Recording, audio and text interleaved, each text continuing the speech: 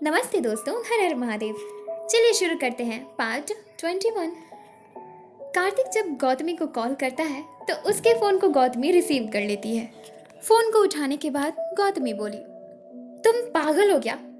रात को 1:30 बजे क्यों फ़ोन किया है तुमने मुझे? तुम्हारे अंदर शर्म नाम की चीज़ है कि नहीं? आधी रात को कॉल कर रहे हो तुम मुझे?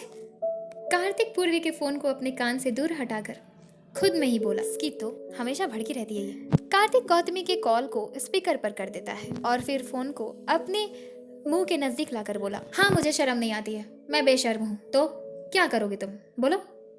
मैं तो तुमसे बस इतना पूछ रहा था कि कल स्कूल आ रही हो तुम? गौतमी बोली, क्यों, लेने के लिए कार भिजवा रहे हो तुम? कार्तिक बोला, क्यों, मेरी वाइफ हो तुम जो तुम्हें लेने के लिए कार भेजूंगा? गौतमी गुस्से से बोली, बकवास बंद करो तुम तो सचमुच में बेशर्म हो। कार्तिक जोर से हंसते हुए बोला, तो तुम्हें क्या लगा था यूं ही बोलता हूँ मैं कुछ भी? अब चलो बकवास बंद करो और चुपचाप बताओ पूर्वी के बारे में। गौतमी चिढ़ते हुए बोली, बकवास मैं कर रही हूँ या तुम? और तुम्हें पूर्वी के बारे में जानना है?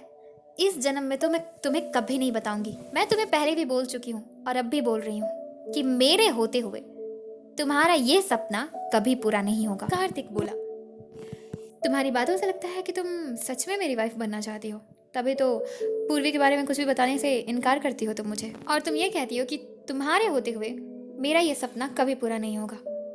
कार्तिक की इन बातों को सुनकर गौतमी गुस्से से लाल पीली हो रही होती है। कार्तिक ने फिर से कहा, मैं तुम्हें अपनी गर्लफ्रेंड बना सकता हूँ, लेकिन तब तक के लिए जब तक कि पूर्वी मुझे एक्सेप्ट नहीं करती, क्योंकि जब वो मुझे एक्सेप्ट कर लेगी तो मैं तुम्हारा नहीं रहूँगा। उसके बाद मैं तुम्हें सिर्फ पैसे ही दे सकूँगा, खुद को नहीं। लेकिन तुम्हें पूर्वी को मेरे लिए मनाना होगा। बोलो क्या कहती हो तुम? सोचो, तुम्हारी लाइफ सेट हो जाएगी। मैं तुम्हें 500 करोड़ दूंगा, या फिर तुम जितना कहोगी उतना दूंगा, उससे भी ज़्यादा दे सकता हूँ, उससे 2 गुना 3 गुना, तुम्हारी जितनी मर्जी उतना मांग लो। इस तरह मेरी वाइफ बनने का तुम्हारा शौक भी मिट जाएगा और तुम्हें जितना चाहिए उतने पैसे भी मिल जाएंगे। गौतमी बहुत गुस्से के साथ बोली, मिस्टर कार्तिक सिन्हा, तुम्हारे अगल बगल जो लड़कियां घूमती हैं, शायद तुमने मुझे भी उन्हीं की तरह समझ लिया है। जिनके लिए पैसा सब कुछ होता है ना, वो पैसे के लिए किसी भी हद तक गिर सकते हैं। मेरे लिए सबसे बड़ी मेरी इज्जत और मेरा स्वाभिमान है, जो तुम जैसे इंसानों के सामने तो कभी नहीं झुकेगा। और अब तक मैं मजाक में बोल रही थी कि तुम्हारा पूर्वी से शादी करने का सपना मैं पूरा नहीं होने दूंगी, लेकिन अब तुम कान खोल कर सुनो, मेरे होते हुए तुम्हारा ये सपना इस जन्म में तो कभी पूरा नहीं होगा। पूर्वी मेरी बेस्ट फ्रेंड है और उसके लिए मैं इतना गलत तो सपने में भी नहीं सोच सकती, और तुम्हारे जैसे लड़के से पूर्वी की शादी कराने के बारे में तो कभी भी नहीं। मुझे तो लगता था कि तुम मजाक करते हो, तुम्हें पैसे का घमंड हो सकता है, लेकिन इतना घमंड हो सकता है मैंने ये सोचा ही नहीं था। किसी की इतनी बेइज्जती कर सकते हो, मुझे नहीं पता था। और बात रही तुम्हारी गर्लफ्रेंड या वाइफ बनने की, तो मैं वो सपने में भी नहीं सोच सकती मिस्टर कार्तिक सिन्हा। और मुझे पता था कि तुम यहीं पर आकर गिरोगे। तुम अपने प्यार को खरीदने की कोशिश जरूर करोगे, क्योंकि तुम्हारी इतनी औकात नहीं कि तुम प्यार से अपने प्यार को जीत सको। इतना कहकर गौतमी फोन कट कर देती है और गुस्से से अपने मोबाइल को टेबल पर पटक देती है और गुस्से में खुद से ही बोलने लगती है, न जाने क्या समझता है अपने आप को। अब ऐसे इंसान से तो अपनी पूर्वी को दूर ही रखूंगी मैं। अब जब तक मैं तुम्हें हरा ना दूं, तब तक चैन की सांस नहीं लूंगी।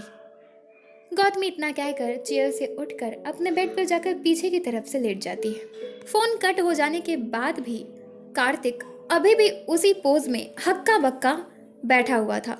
उसे तो पता ही नहीं चल पा रहा था कि उसने ऐसा गौतमी को क्या कह दिया, जिसकी वजह से गौतमी उस पे इतना भड़क गई। फिर वो पूर्वी के मोबाइल को बगल में रख कर बोला, इसकी तो ऐसा क्या कह दिया मैंने जो इतनी भड़क गई वो मुझ पे?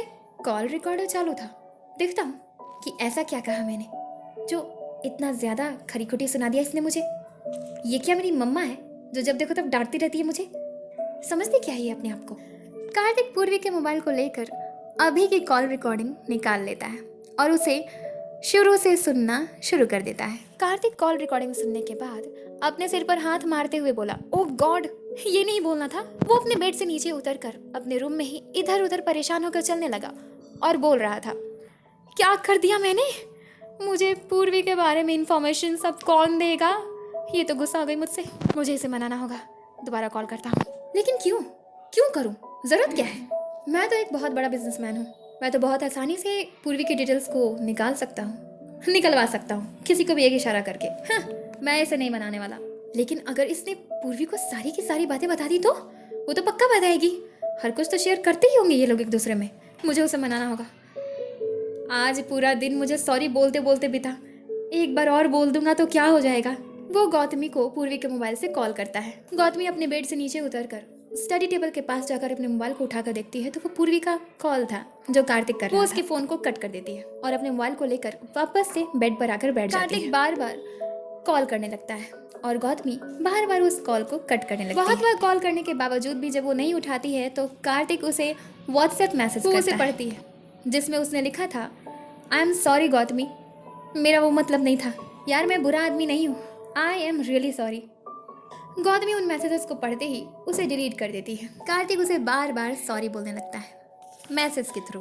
कार्तिक बहुत मैसेजेस करता है लेकिन उसके एक भी मैसेज का रिप्लाई गौतमी नहीं देती है। वो अपने मोबाइल को बेड के बगल में टेबल पर रखकर लेट जाती और कंबल ओढ़कर आंखें बंद कर लेती है। तभी कार्तिक के दिमाग में आया।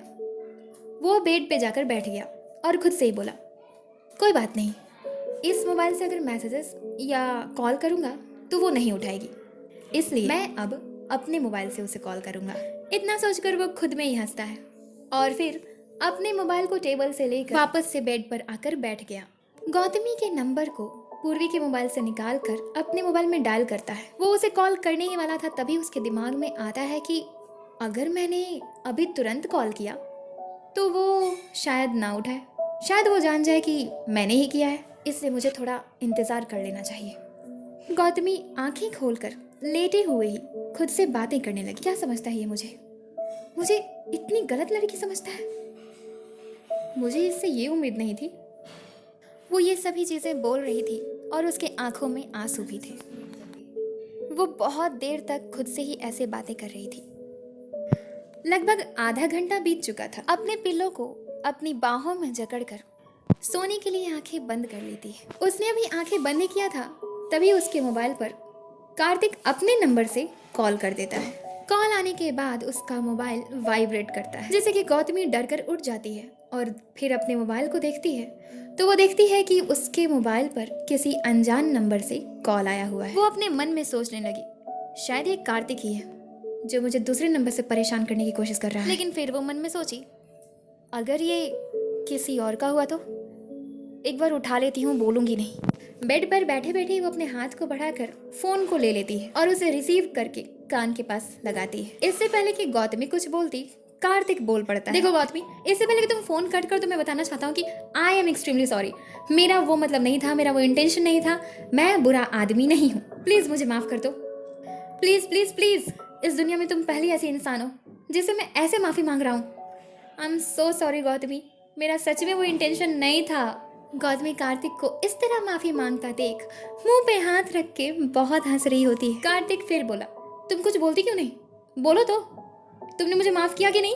गौतमी अपनी हंसी को बहुत मुश्किल से कंट्रोल करते हुए नकली गुस्से के साथ बोली, माफी और तुम्हें, इम्पॉसिबल। इतना कहकर गौतमी अपने मुंह पर वापस से हाथ रखकर बहुत हंसने लगी। इधर बेचारे कार्तिक की हालत खराब हो रही होती है। कार्तिक खुद से ही बोला, यार कितने नखरे दिखाती है ये। देखो गौतमी, सॉरी बोल रहा हूँ, सीधे से माफ कर दो, एक तो तुम्हारी वजह से रात भर जगा हूँ मैं। फिर गौतमी बोली, तो तुमने कौन सा मुझे नींद की गोली देकर प्यार से कंबल उड़ाकर सिर को सहला सहला के सुलाया है? हाँ? कार्तिक उसका मजाक उड़ाते हुए बोला, क्या तुम पप्पी हो जो मैं तुम्हें सहला सहला कर सुलाऊं? गौतमी बोली, तुम्हारी माँ बचपन में तुम्हें ऐसे ही सुलाती थी, तो क्या तुम कुत्ते हो? कार्तिक अपने बारे में ऐसा सुनकर गुस्से से अपने बेड से नीचे खड़ा हो गया और फिर गुस्से में बोला, मैंने तुम्हें बोलने का मौका दिया तो इसका मतलब ये नहीं कि तुम्हारी जो मर्जी वो बोलोगी तुम। गौतमी धीरे से हंसकर फेक गुस्से के साथ क्यों बोली, तुमने मुझे पप्पी नहीं बोला? कार्तिक बोला, मैंने ऐसे लैंग्वेज यूज नहीं किए। गौतमी बोली, क्यों, इंग्लिश में बोलने से गाली सभ्य हो जाता है क्या? और तुमने जो मुझे कहा, अगर वो मैं तुम्हें हिंदी में बोलती तो अच्छा नहीं लगता तुम्हें, क्योंकि पप्पी का मतलब हिंदी में कुत्ता का बच्चा होता है और मैंने तुम्हें केवल कुत्ता बोला था। तो तुम ज्यादा मत बोलो, समझे? और मैं जा रही हूँ फोन कट करने, मुझे अब सोना है, चलो फोन रखो। कार्तिक मुंह खोलकर हैरानी से कुछ बोलने ही जा रहा था तभी गौतमी फोन कट कर देती है। इसके बाद कार्तिक गुस्से में आकर अपने फोन को जमीन पर जोर से पटक देता है। उसका बेचारा फोन पूरी तरीके से टूट गया और वो गुस्से से ही खुद में बोला। और ये देखकर कार्तिक को और भी ज्यादा गुस्सा आ गया। वो खुद से ही बोला, समझती क्या है ये अपने आप को, इसके नखरे मैं उठाऊं? मनाऊं क्यों इसे? क्या लगती है ये मेरी? आएगी कल मुंह उठा के खुद ही बात करने, मैं नहीं करने वाला। You just go to hell Gautami, मुझे कोई फर्क नहीं पड़ता। कार्तिक इतना कहकर गुस्से से अपने बेड पर जाकर लेट गया। इधर गौतमी उसके कॉल को कट करके अपने फोन को साइड में रखकर बहुत हंसने लगी और हंसते हुए खुद में ही बोली, मजा आया, इसकी फिरकी लेते हुए बहुत मजा आया। कैसे सॉरी बोल रहा था यार, ऐसे मौके बार बार नहीं मिलते हैं कार्तिक, इसलिए मैं कर रही हूँ ऐसा। सोच रहा होगा कि कल खुद आएगी मुझसे बात करने, लेकिन ऐसा नहीं होगा। तुम्हें मैं एक नया दिन दिखाऊंगी कार्तिक, अब देखो कि मैं कल क्या करती हूँ, मजा आएगा। लेकिन उससे पहले सो जाते हैं। गौतमी इतना कहकर हंसते हुए खुशी से सो जाती है। इधर अभिजीत पूर्वी की ड्राइंग करते करते ही चेयर पर बैठा हुआ सो गया था। सुबह के 6 बज गए। अभिजीत के पिताजी उसके कमरे में एंटर करते हैं। वो उसके पास जाकर उसके सिर को प्यार से सहलाते हैं। तभी अभिजीत की आंख खुल जाती है। वो जगने के बाद अपने पापा को देखता है और फिर जम्हाई लेता हुआ अपने पापा को गुड मॉर्निंग विश करता है। उठकर वो उनके पैर को छूकर प्रणाम करता है। तभी उसके पिताजी की नज़र स्टडी टेबल पर पड़े पूर्वी की पेंटिंग पर जाती है, जो पूरी हो चुकी थी। वो पेंटिंग इतनी खूबसूरत लग रही थी जैसे वो अब बोल पड़ेगी। उसके पिताजी उसकी पेंटिंग को हाथ में लेकर बोलते हैं, वाह अमेजिंग, ये पेंटिंग तो एकदम हकीकत लग रहा है, ऐसा लग रहा है कि अब बोल पड़ेगी ये। वो अभिजीत को देखते हुए बोले, ये पूर्वी है। अभिजीत उन्हें देखकर हंसते हुए बोला, जी पापा, ये पूर्वी ही है। उसके पापा उसके कंधे पर हाथ रख के बोलते हैं, बहुत प्यारी है, तुम्हारी चॉइस तो बहुत खूबसूरत है, तुम्हारी मम्मा को भी बहुत पसंद आएगी ये। वो शर्माते हुए बोलता है, पापा मैं फ्रेश होकर आता हूँ। इतना कहकर वो बाथरूम की तरफ जाने लगा तो उसके पिताजी बोले, और तब तक मैं ये तुम्हारी माँ को दिखा कर आता हूँ। अभिजीत पीछे मुड़कर खड़े होकर उन्हें देखते हुए बोला, पापा नहीं, मेरी पेंटिंग प्लीज दे दीजिए मुझे। उसके पापा रूम से बाहर जाने के लिए गेट के पास जाते हुए बोले, हाँ तो अब छुपाना क्या, सब कुछ तो पता है हम दोनों को, तो अब देखने दो ना अपनी माँ को, मैंने तो देख लिया, उसे देखने दो। सब कुछ बताने में कुछ नहीं लगा, लेकिन दिखाने में शर्म आ रही है जनाब को। इतना कहकर उसके पापा जबरदस्ती उस पेंटिंग को लेकर अभिजीत के माँ के पास चले जाते हैं। अभिजीत अपने पिताजी को इतना खुश देखकर बहुत खुश था। वो भगवान जी से वहीं खड़े होकर बोला, थैंक यू भगवान जी, मुझे इतने अच्छे माँ पापा देने के लिए, जो मुझे हमेशा सपोर्ट करते हैं। अभिजीत इतना कहकर बाथरूम में चला। इधर अभिजीत के पिताजी पूर्वी की पेंटिंग लेकर अभिजीत की माँ के पास किचन में चले गए। वो उसकी पेंटिंग को पीछे छुपाकर उनके सामने खड़े हो गए और बोले, गेस मेरे हाथ में क्या है। अभिजीत की माँ उन्हें देखकर हंसते हुए बोली, क्या बच्चों की तरह कर रहे हैं, दिखाइए ना क्या रखा है आपने हाथों में। वो झुककर पीछे देखने की कोशिश करती हैं तो अभिजीत के पिताजी पेंटिंग को उल्टा करके उनके चेहरे के सामने कर देते हैं। ये क्या वाइट पेज दिखा रहे हैं मुझे, इसका क्या मतलब है। तब अभिजीत के पिताजी बोले, जस्ट वेट एंड वॉच। वो धीरे धीरे करके पूर्वी की पेंटिंग को उनकी तरफ मोड़ते हैं। वो देखते ही बोली, यही लड़की थी ना जो हमारे घर में आई थी, ये पूर्वी है ना। तब अभिजीत के पिताजी उसको देखते हुए बोले, हाँ ये वही है, यही है पूर्वी, हमारे घर की होने वाली बहू। तब अभिजीत की माँ ने कहा, इतनी जल्दी नहीं, कम से कम 10 साल बाद ही शादी होगी इन दोनों की, अभी तो ये इतनी छोटी है। अभिजीत के पापा बोले, 10 साल तक इंतजार करना पड़ेगा मुझे मेरी बहू के लिए। कोई बात नहीं, कर लेंगे, मैं भी और मेरा बेटा भी। वैसे बताओ कैसी है ये। अभिजीत की माँ ने कहा, कहीं मेरी ही नज़र न लग जाए इसे, ले जाइए और जिसकी अमानत है उसे लौटा दीजिए। अभिजीत के पिताजी बोले, तुम ब्रेकफास्ट बनाओ, मैं अभिजीत के कमरे में जा रहा हूँ, ठीक है। उस दिन उसके पिताजी बहुत खुश थे। वो जितने खुश थे उतने ही एक्टिव भी। वो जल्द ही अभिजीत के कमरे में चले गए। वो जैसे ही अभिजीत के कमरे में गए, अभिजीत अपने बाथरूम से बाहर आ गया। तब उसके पापा उसके पास जाकर हाथ को पकड़कर उसे बेड पर लाकर बिठाते हैं और उसकी तस्वीर दिखाते हुए बोले, अभिजीत इसकी तस्वीर को हम फ्रेम करा लेंगे, बहुत अच्छी पेंटिंग है, ठीक है। अभिजीत बोला, हाँ पापा यही कराने वाला हूँ मैं। और पापा मैं सोच रहा हूँ कि जब तक पूर्वी ठीक नहीं हो जाती तब तक मैं स्कूल नहीं जाऊँगा। उसके पिताजी बोले, लेकिन क्यों, तुम्हारी पढ़ाई का क्या होगा? अभिजीत ने कहा, मैं क्लास 11th में पढ़ता हूँ और आप जानते हैं ना कि बिहार में उसकी मान्यता नहीं है। क्लास 11th की एग्जाम देने से पहले ही मार्कशीट तैयार रहती है, सबको पास कर दिया जाता है। हमारी प्रेजेंटेशन की ही तो जरूरी है वहाँ पे। बस हमें एग्जाम में प्रेजेंट रहना होगा और हमें क्लास 12 में प्रमोट कर दिया जाता है। पढ़ने की तो जरूरत ही नहीं है हमें। अभिजीत के पापा बोले, तुम मार्क्स के लिए कब से पढ़ाई करने लगे?